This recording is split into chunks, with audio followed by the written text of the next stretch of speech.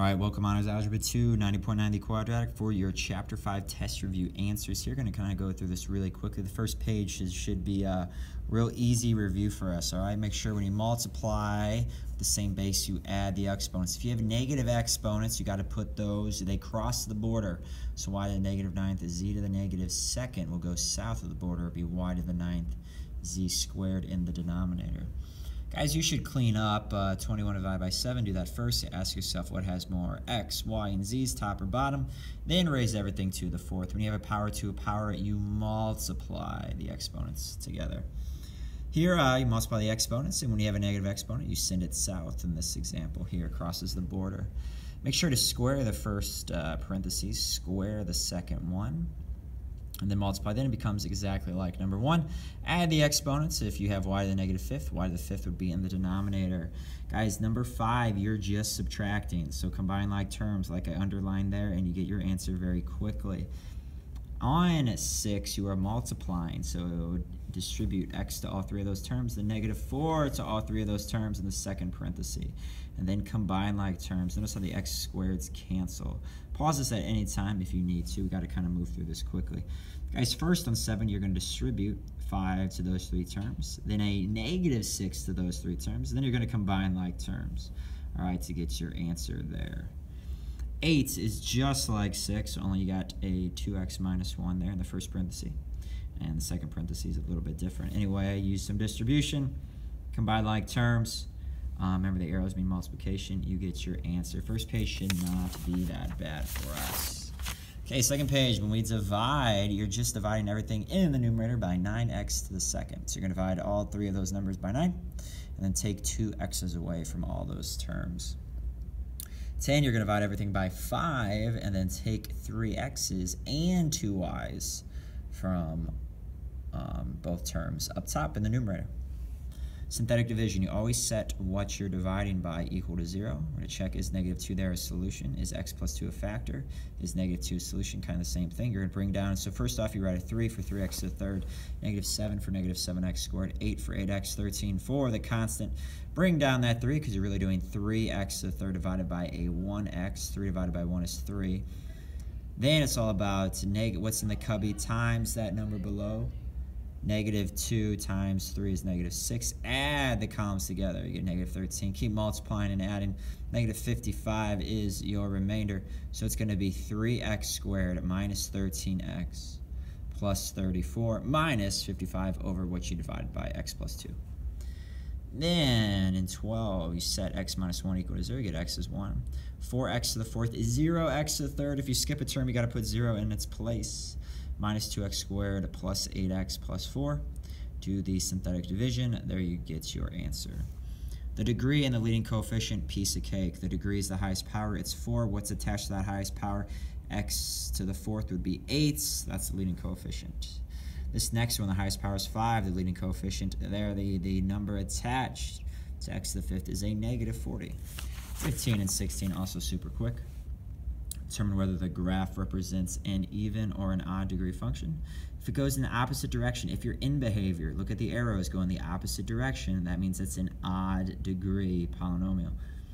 Then, how many times across the x-axis, as I've highlighted there? 3 real zeros. If your in behavior goes in the same direction, it is an even degree function, and it crosses the x-axis twice, 2 real zeros. First 2 pages, not too bad. Describe the in behavior. You definitely want to take your time on this one. Your answer is one of those 4 graphs I have up there. Anyway, highlight the highest power. The highest power is 5. That means it's an odd degree, so you're going to have opposite in behavior. The leading coefficient, that's 1x to the fifth. That's positive. So if you have a positive leading coefficient, you're going to end by going up. Odd degree means the other way. When you go to the left, you're going down, opposite direction. 18 here, you raise to second power. That's an even degree function. It's a negative leading coefficient. If it's a negative leading coefficient, you end by going south. If it's an even degree, you have the same in behavior.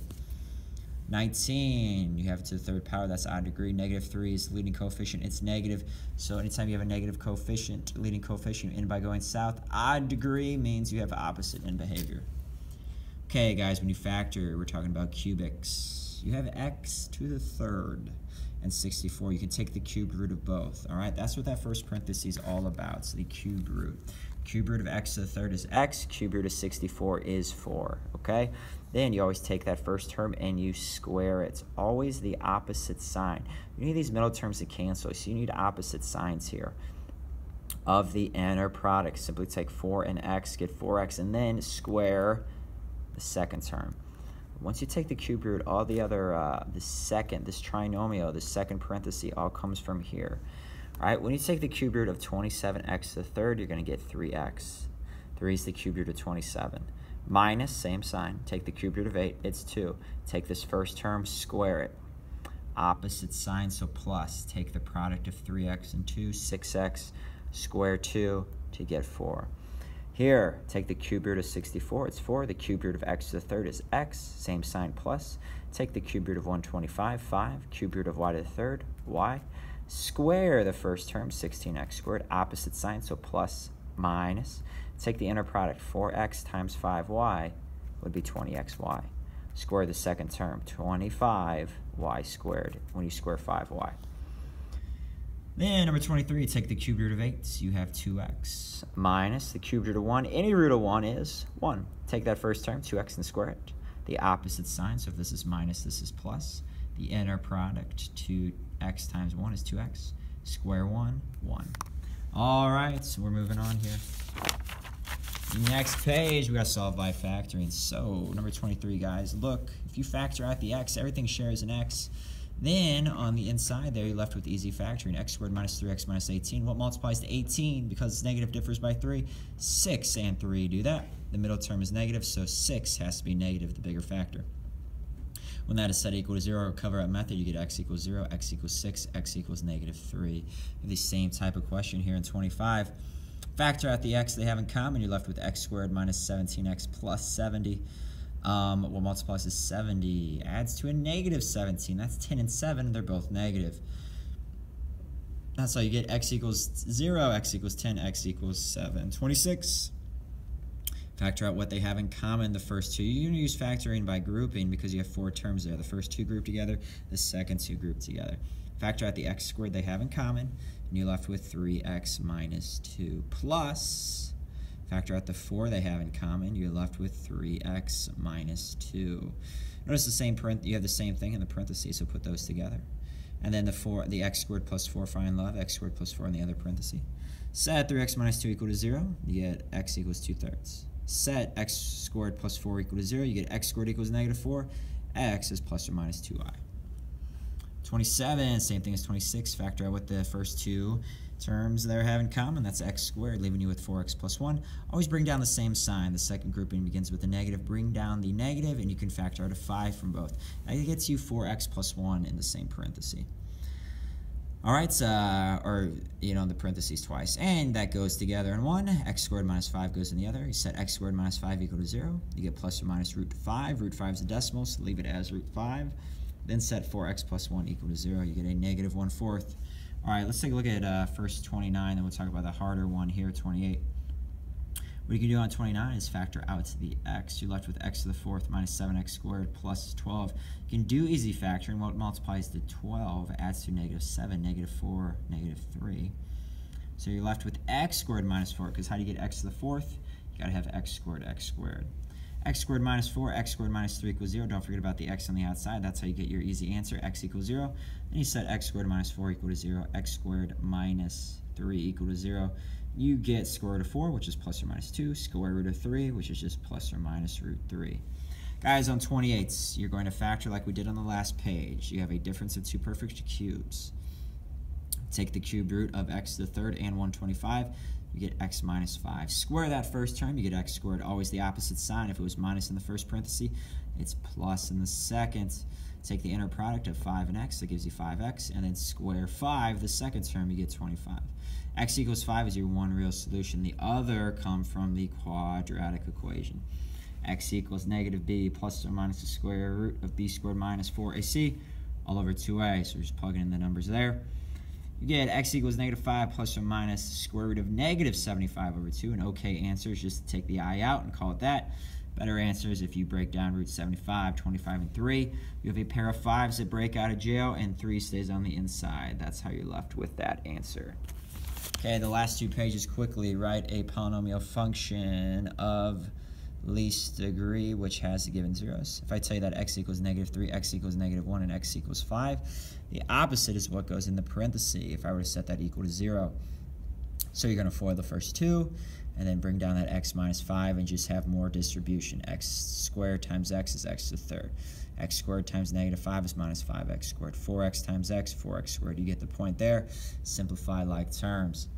It's nice when you have a 0 involved, because when you have a 0, if x equals 0, it's just x in the parenthesis by itself. X equals -2, x equals 4, so x plus 2, x minus 4, always the opposite go in the parenthesis. Just FOIL the second 2 parentheses there. You get x squared minus 2x minus 8, and then it give everything an extra x. It's nice when we have an I involved because it saves us in work. If 3i is an answer, then its conjugates -3i is also an answer. So x equals -1. Again, to figure out the other one, you just simply take, so if I have it here, if you know that x equals 3i, x equals -3i, you take x times x, you get x squared. You take 3 times -3, that equals -9. So that's how we get x squared equals -9. Move the 9 over, x squared plus 9 goes in the parenthesis, and just FOIL. All right, given a polynomial and one of its factors, find the remaining factors. So just use synthetic division. Set x minus 3 equal to 0. 3 goes in the covey. Break it down like we did on 11 and 12. You're left with x squared minus 4x minus 5. What multiplies to 5? Because it's negative, differs by 4. Those 2 factors. Same thing here. We might have to use the AC method. Set x plus 1 equal to 0. -1 goes in the covey. We're left with 3x to the third minus x minus 2. You can use easy factor. You can use guess and check, because the only way to get 3x to the third is to have 3x and x. The only way to get -2 is to have 2 and a -1. Now you gotta kind of be, you can either guess -2 here, +1 here, or what I did here, put -1, +2. Anyway, if you FOIL that, you will get a negative x in the middle, or you can use the AC method.